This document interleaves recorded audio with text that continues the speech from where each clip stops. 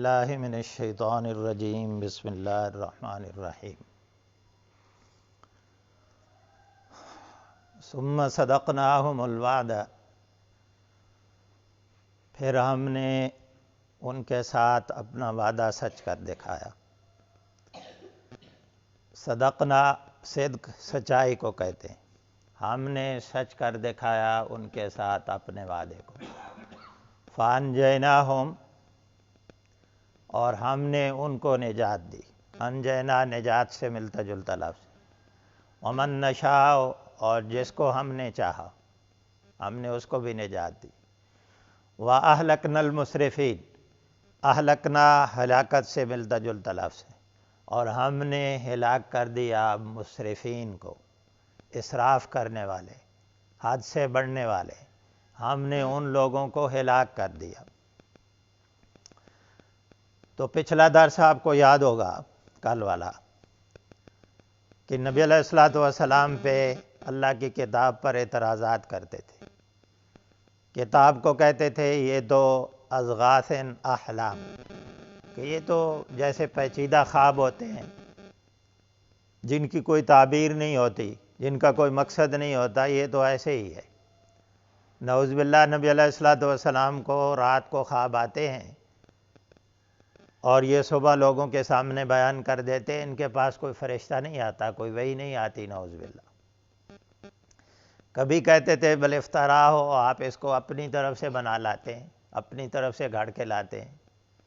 کبھی نبی علیہ الصلوۃ والسلام کو شاعر کہتے تھے کہ جیسے شاعر بڑا شاعر ہوتا ہے، اس کے ساتھ جن ہوتا ہے اور وہ اس کو القاء کرتا ہے، اس کے دماغ میں باتیں ڈالتا ہے، وہ لوگوں کے سامنے کلام پیش کرتا ہے اپنا۔ یہ ایسے ہی کر رہے ہیں۔ یہ سارے الزام لگاتے تھے، اور کبھی الزام لگاتے تھے کہ یہ تو انسان ہے، انسان نبی نہیں ہو سکتا۔ تو اللہ تعالیٰ نے اس کا جواب دیا تھا کہ دیکھو، اگر تم کہتے ہو یہ انسان کا کلام ہے، لے آؤ جیسا کلام۔ اگر تم کہتے ہو کوئی بشر نبی نہیں ہو سکتا، پہلے تاریخ میں بتا دو، بہت سارے نبیوں کو تم بھی مانتے ہو۔ کون سا نبی ایسا تھا جو انسان نہیں تھا؟ کون سا ایسا تھا جو کھانا نہیں کھاتا تھا؟ کون سا ایسا تھا جو ہمیشہ ہمیشہ دنیا میں رہا اور موت اس کے اوپر نہیں آئی؟ کوئی ایسا بتا دو تاریخ کے اندر۔ اب اللہ رب العزت فرماتے ہیں کہ ہم نے ان کے ساتھ جو وعدے کیے تھے ہم نے پورے کر دکھائے۔ جو نبیوں کے ساتھ وعدے تھے اور جو نبی کے ماننے والوں کے ساتھ وعدے تھے اور جو نبی کے مخالفین تھے ان کے ساتھ جو ہم نے وعدے کیے ہم نے سچ کر دکھائے۔ یعنی میرا نبی جو آپ کو میسج اور پیغام دے رہا ہے کہ بھائی میری بات مانو، میرے قریب آ جاؤ، اس میں تمہاری کامیابی ہے۔ اور اگر خدا نخواستہ مجھ سے دور بھاگو گے، میری باتوں کو نظر انداز کرو گے، تو اس میں تمہارے لیے تباہی ہے، اس میں تمہارے لیے ذلت اور رسوائی ہے، اس میں تمہارے لیے ہلاکت ہے۔ تو میرا نبی جو یہ تمہارے ساتھ وعدہ کر رہا تھا، یہ ہمارے وعدے تھے۔ یہ ہم نے انہیں کہے تھے کہ میری مخلوق کو یہ بات کہہ دیں کہ اگر میری اطاعت فرما برداری کرو گے، نبی کو اپنا قائد اور رہنما مانو گے، تو پھر کیا ہوگا؟ ہم آپ کو عزتیں دیں گے، ہم آپ کو کامیابیاں دیں گے، ہم اپنی رحمت آپ کے اوپر کریں گے۔ تو اللہ تعالیٰ وہی وعدہ اس کی طرف یاد دہانی کرا رہے ہیں کہ ہم نے اپنے وعدے ہمیشہ سچے کیے ہیں۔ ہر نبی کے ساتھ جو وعدہ کیا ہے ہم نے اس کو سچ کر دکھایا ہے۔ اور وہ کیا وعدہ تھا نبیوں کے ساتھ؟ ان کی نصرت اور مدد کا وعدہ تھا کہ ان کا دین کامیاب ہوگا، ان کا مشن کامیاب ہوگا، ان کو عزتیں اور کامیابیاں ملیں گی، اور ان کو ہم نجات دیں گے جب ہم فیصلہ کریں گے اپنے عذاب کا۔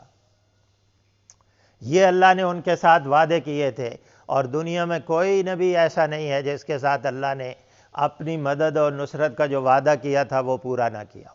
اللہ فرماتے ہیں ہم نے ان کے ساتھ کی ہوئی وعدوں کو پورا کر دکھایا۔ فانجیناہم، ہم نے ان کو نجات دی۔ جب ہم نے فیصلہ کیا اپنے عذاب کا اور اپنی پکڑ کا کہ ان باغیوں کو اور ان نافرمانوں کو پکڑا جائے، تو ہم نے جو نبیوں کے ساتھ وعدہ کیا تھا انا لننصر رسلنا والذین آمنوا کذالک حقا علینا ننجی المؤمنین، یہ وعدے ہیں سارے کہ ہم نے وعدے کیے اپنے نبیوں کے ساتھ کہ ہم آپ کی نصرت کریں گے، اور صرف نبیوں کے ساتھ نہیں، ان کے اوپر جو ایمان رکھتے ہیں ان کے ساتھ بھی ہم نے وعدے کیے ہوئے۔ تو یہ مجھے اور آپ کو بھی پیغام ہے کہ اگر آپ اللہ کے قریب چلے جائیں، اللہ کی بات مان کے اللہ کی مرضی کی زندگی گزاریں، اپنے نبی کی سنت اور سیرت کے مطابق زندگی گزاریں، اس کی اطاعت فرما برداری کے مطابق زندگی گزاریں، تو اللہ نے جو اپنی نصرت کا اور مدد کا وعدہ کیا ہے وہ اللہ ضرور پورا کرے گا۔ جیسے آج کل آپ افغانستان میں دیکھ رہے ہیں، اللہ اپنی مدد و نصرت کرتا ہے سب لوگوں کے ساتھ۔ اللہ تعالیٰ فرماتے ہیں ہم نے یہ وعدے کیے تھے اور سچ کر دکھائے، اور اللہ سے بڑھ کر وعدوں کو سچا کرنے والا کون ہے؟ اللہ نے قرآن پاک میں کہا کہ ہم اپنے وعدوں کو سچا کرتے ہیں۔ فَأَنْجَيْنَاهُمْ، ہم نے ان کو نجات دی، پیغمبروں کو بھی، ان کے ماننے والوں کو بھی ہم نے نجات دی۔ وَمَن نَشَاء، اور جس کو ہم نے چاہا۔ یہ اللہ تعالیٰ نے اس لیے لفظ استعمال کیا ہے کہ مشرکین مکہ کا جو عقیدہ اور ایمان تھا کہ یہ جو ہمارے خدا ہیں اور بت ہیں جو بت بنائے ہوئے تھے یہ ہمیں بچا لیں گے اگر ہم کسی مشکل میں پھنس گئے۔ قیامت اول تو آنے نہیں ہے، آئے گی تو ہم جب جائیں گے قیامت کے دن تو اللہ کے سامنے یہ اتنے وزنی ہوں گے، ایسے ہیوی ویٹ ہوں گے کہ یہ جس کی سفارش کریں گے اللہ رب العزت کے پاس کوئی اور آپشن نہیں ہوگا ان کو ماننے کے بغیر۔ اللہ تعالیٰ نے فرمایا نہیں بھائی، مشیت ہماری چلتی ہے، مرضی ہماری چلتی ہے، یہ کائنات ہم نے تخلیق کی، اس پر حکم ہمارا چلتا ہے، ہماری مرضی چلتی ہے، کسی پیر فقیر کی مرضی نہیں چلتی، کسی اور انسان کی مرضی اس دنیا کے اندر نہیں چلتی کہ آپ کو کوئی بچا لے۔ وَمَا تَشَاءُونَ إِلَّا أَن يَشَاءَ اللَّهُ، تمہاری چاہت نہیں چلے گی، وہی چلے گا جو اللہ چاہے گا۔ تو یہ اللہ رب العزت نے قاعدہ اور قانون بیان کیا کہ انسانوں کو اپنے ذہنوں کو صاف کرنا چاہیے، اپنا عقیدہ اور ایمان ٹھیک رکھنا چاہیے کہ بچے گا وہی جس کو اللہ بچائے گا، اور اللہ بچاتا ہے اصولوں اور قوانین اور ضابطوں کے مطابق کہ جو اس کی بات مان کر زندگی گزارتا ہے، نبی کی سیرت کے مطابق زندگی گزارتا ہے، اللہ ان کے ساتھ اپنی مدد اور نصرت کا وعدہ کرتا ہے۔ وَأَهْلَكْنَا الْمُسْرِفِينَ، اور ہم نے حد سے بڑھنے والوں کو ہلاک کر دیا۔ یہ بھی اللہ کا قاعدہ اور قانون اور سنت رہی ہے۔ تاریخ اس بات کی گواہ ہے کہ جو آدمی بھی حد سے بڑھا، اسراف کا معنی کیا ہوتا ہے؟ حدود سے تجاوز کرنا، حد سے بڑھ جانا، اس کو اسراف کہتے ہیں۔ عام طور پر یہ مالی معاملات کے لیے بولا جاتا ہے، لیکن یہ جنرل لفظ ہے کہ جو اللہ رب العزت نے ہماری زندگی میں حدود و قیود کا تعین کیا ہے کہ بھائی آپ نے ان حدود کے اندر رہتے ہوئے زندگی گزارنی ہے۔ نبی علیہ السلام نے ارشاد فرمایا جس طرح ہر بادشاہ کی کچھ حدود ہوتی ہیں، کچھ اس کے احکامات ہوتے ہیں، کچھ اس کی طرف سے قوانین ہوتے ہیں، پبلک کے لیے لازم ہوتا ہے کہ وہ ان حدود اور قیود، ان قوانین اور ضابطوں کی پابندی کرے۔ اسی طرح اللہ چونکہ بادشاہ ہے، اس کی بنائی ہوئی حدود و قیود ہیں اور قرآن کی شکل میں ہمارے سامنے موجود ہیں۔ فرمایا اگر کوئی آدمی ان حدود اور قیود کا خیال نہیں کرے گا تو پھر ہم ایسے مسرفین کو، ایسے حد سے بڑھنے والوں کو، اپنی مرضی کی زندگی گزارنے والوں کو ہم ہلاک اور برباد کر دیں گے۔ تاریخ اس بات کی گواہ ہے کہ جو قوم بھی اپنے زندگی میں اپنی مرضی کی زندگی گزار رہی تھی، اللہ نے ان کو تباہ اور برباد کر دی۔ تو یہ صرف مشرکین مکہ کو نہیں بتایا جا رہا، یہ مجھے آپ کو قیامت تک کے آنے والے لوگوں کو بتایا جا رہا ہے کہ اگر آپ چاہتے ہیں کہ اللہ کی مدد اور نصرت آپ کے ساتھ آئے تو آپ اللہ کے حدود اور قیود کی پابندی کریں۔ لَقَدْ أَنزَلْنَا إِلَيْكُمْ كِتَابًا فِيهِ ذِكْرُكُمْ، تحقیق ہم نے اتارا تمہاری طرف کتاب کو۔ یہ جو حدود اور قیود کی اللہ نے بات کی، اس کی شکل کیا ہے؟ اللہ فرماتے ہیں ہم نے تمہاری طرف ایک کتاب کو اتارا، جیسے پہلی قوموں کی طرف کتابوں کو اتارا گیا تھا۔ پہلی قوموں کی طرف اللہ نے صحائف اور اپنی شریعت اتاری تھی، اللہ نے فرمایا ہم نے تمہاری طرف بھی اپنی ایک کتاب اتاری ہے، فیہ ذکرکم، اس میں تمہارا ذکر ہے۔ ذکرکم کا ایک معنی تو یہ ہے کہ اس کتاب کے اندر اللہ نے ان حدود اور قیود کا تعین کر دیا ہے کہ آپ نے ایسی زندگی گزارنی ہے۔ اللہ رب العزت نے آپ کی زندگی کے ایک ایک شعبے کے بارے میں اس کتاب کے اندر ہدایات دی ہے۔ آپ کی عدالتوں کے بارے میں بھی دی ہیں، آپ کی ریاست کے بارے میں بھی دی ہیں، آپ کے اخلاقیات کے بارے میں، آپ کے معاملات کے بارے میں، آپ نے والدین کے ساتھ کیسے معاملہ کرنا ہے، آپ نے رشتہ داروں کے ساتھ، بیوی بچوں کے ساتھ، اپنے پڑوسیوں کے ساتھ، آپ نے کیسے معاملات کرنے ہیں، یہ سارے احکامات کتاب کے اندر موجود ہیں۔ آپ نے کاروبار کیسے کرنا ہے، پیسہ کیسے کمانا ہے، کیسے خرچ کرنا ہے۔ زندگی کا کوئی معاملہ ایسا نہیں ہے، چھوٹے سے چھوٹے معاملے سے لے کر بڑے سے بڑے معاملہ، یہ سب کچھ کتاب کے اندر اللہ رب العزت نے ذکر کر دیا ہے، اور یہ اللہ کی طرف سے بتائی ہوئی حدود اور قیود ہیں۔ تو فرمایا کہ ان حدود اور قیود کا، ان احکامات کی آپ نے پابندی کرنی ہے، اس کتاب کو اپنا امام اور رہنما بنانا ہے۔ اگر اس کتاب کو نظر انداز کر دیا، یا اس کتاب کو صرف برکت کے لیے پڑھا اور ثواب کے لیے پڑھا، اور اس کے احکامات کو اگنور کر دیا اور نظر انداز کر دیا اپنی زندگی کے اندر، انفرادی اور اجتماعی زندگی کے اندر، تو پھر تم مسرف اللہ کے ہاں شمار ہوگے، اور ایسے مسرف کو اللہ تعالیٰ تباہ اور برباد کر دیتا ہے۔ یہ اللہ کا قاعدہ اور قانون ہے۔ افلا تعقلون، دوسرا معنی ہے اس کا، ذکرکم المراد بالذکر ہا ہنا الشرف۔ علماء کہتے ہیں کہ اس ذکر سے مراد شرف ہے۔ یہاں اللہ تعالیٰ فرماتے ہیں اس کتاب کے ذریعے تمہیں شرف ملے گا، اس کتاب کے ذریعے تمہیں عزت ملے گی، اس دنیا کے اندر بھی اور آخرت کے اندر بھی۔ اور تاریخ اس بات کی گواہ ہے کہ جس قوم نے بھی اس کتاب کو اپنا امام اور رہنما بنایا، اس کتاب کے مطابق اپنی زندگی گزاری، انہوں نے دنیا کے اندر عزتیں حاصل کی، انہوں نے دنیا کے اندر کامیابیاں حاصل کی۔ اللہ تعالیٰ فرماتے ہیں بھائی تمہارا شرف کا یہ ذریعہ ہے کتاب، یہ اللہ کی طرف سے جو کتاب تمہاری طرف آئی ہے، یہ تمہاری شرف اور تمہاری عزت اور کامیابی کی ضمانت ہے یہ کتاب۔ اگر آپ اس کو نظر انداز کرو گے، ناکام ہو جاؤ گے، بے عزت ہو جاؤ گے، ذلیل اور رسوا ہو جاؤ گے۔ تو یہ اللہ رب العزت نے پیغام دیا کہ یہ کوئی اللہ کا مفاد نہیں ہے، یہ کوئی اللہ کی ضرورت نہیں ہے، اس میں تمہارا شرف ہے، تمہاری عزت ہے، تمہارا مقام اور مرتبہ ہے، دنیا میں تمہارا وزن بنے گا اگر اس کتاب کے مطابق زندگی گزارو گے۔ اگر اس کتاب کو نظر انداز کرو گے، تم خس و خاشاک کی طرح دنیا میں بہہ جاؤ۔ جیسے نبی علیہ الصلوۃ والسلام نے ارشاد فرمایا کہ قیامت کے نزدیک میری امت پر دشمن ایسے ٹوٹ پڑیں گے جیسے بھوکا کھانے پر دسترخوان پہ ٹوٹ پڑتا ہے۔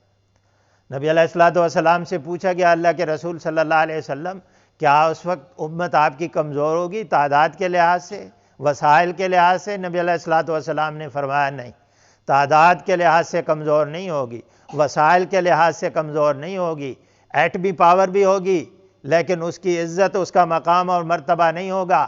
قومیں اس کے اوپر ایسے ٹوٹ پڑیں گے جیسے بھوکے دسترخوان پہ ٹوٹتے۔ اور پھر نبی علیہ الصلوۃ والسلام نے بیان کیا کہ وجہ کیا ہوگی؟ فرمایا تمہارے اندر وہن کی بیماری پیدا ہو جائے گی۔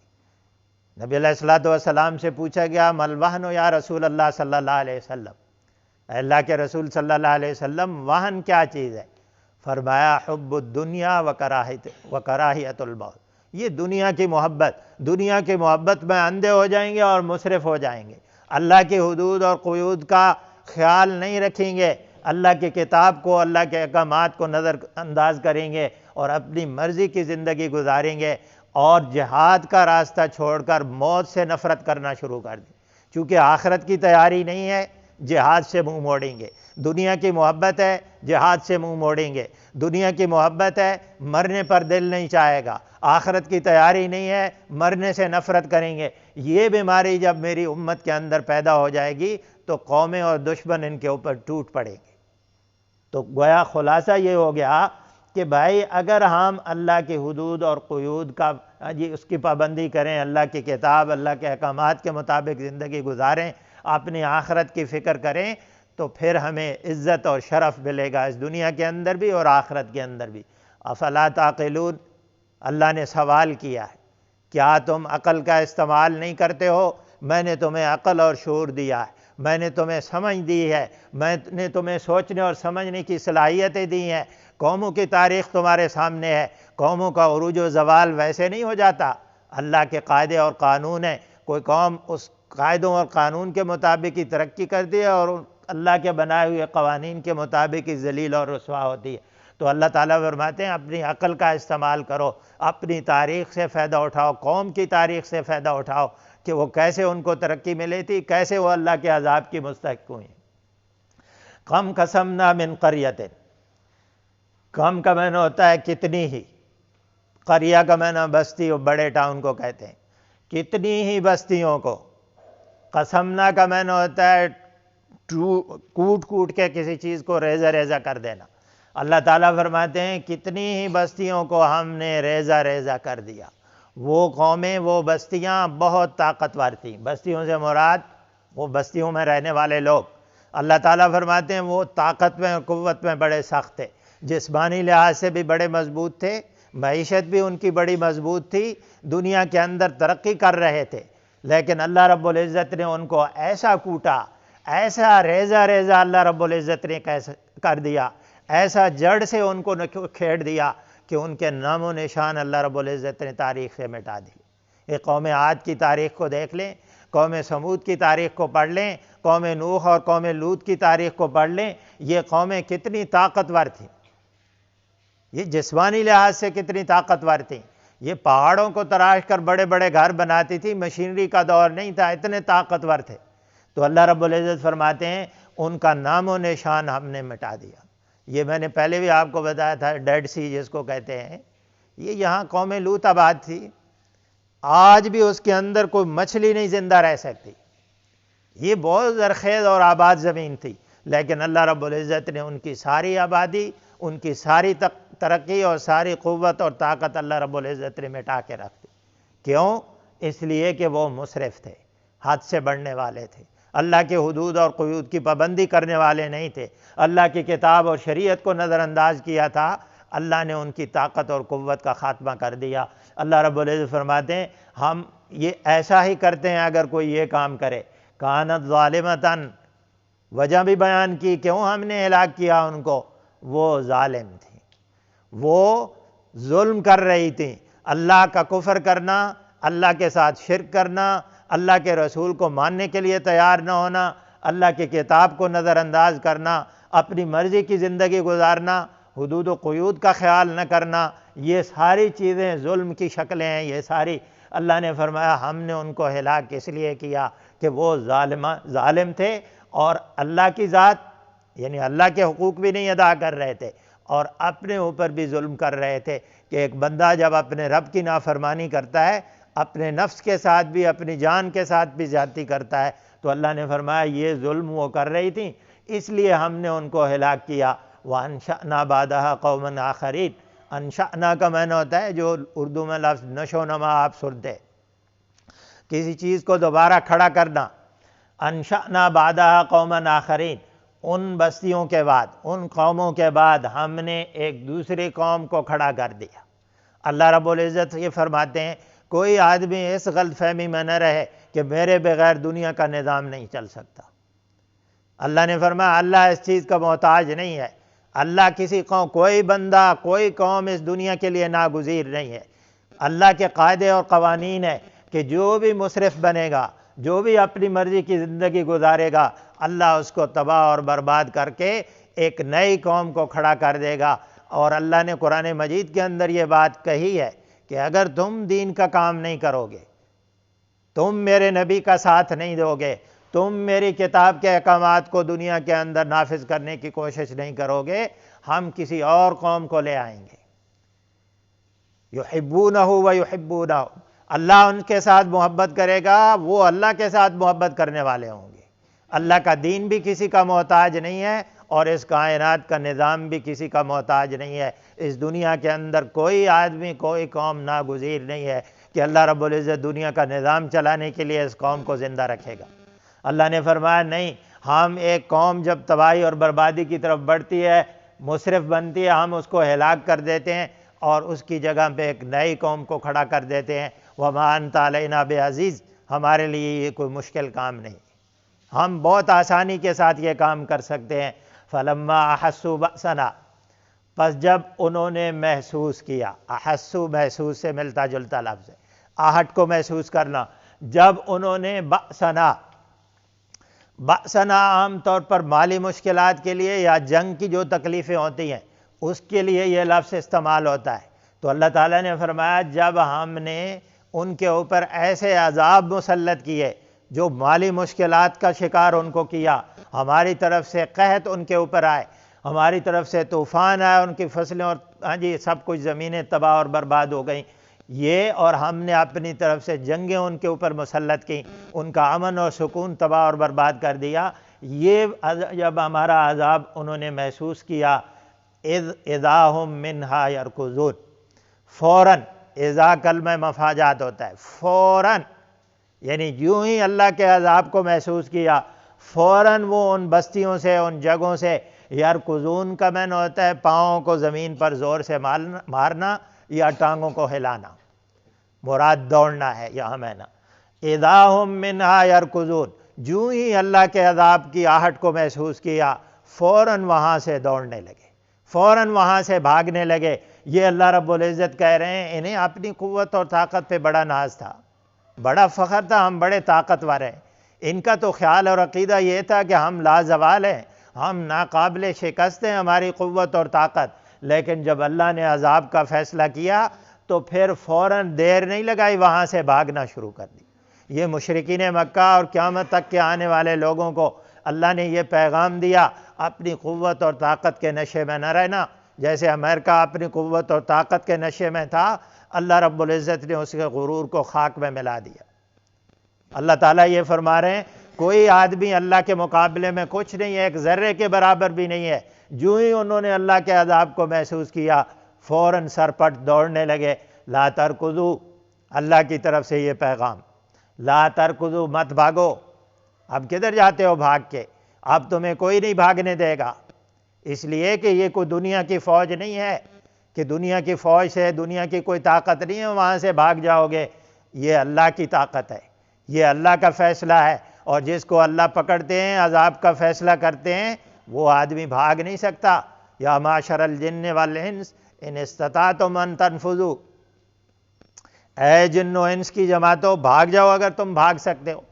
اللہ تو چھٹی دیتا ہے جی، چیلنج دیتا ہے، بھاگ جاؤ، بھاگ سکتے ہو۔ اللہ رب العزت کی طرف سے پیغام ان کو ملا کہ نہ بھاگو، اب بھاگ نہیں سکتے تم۔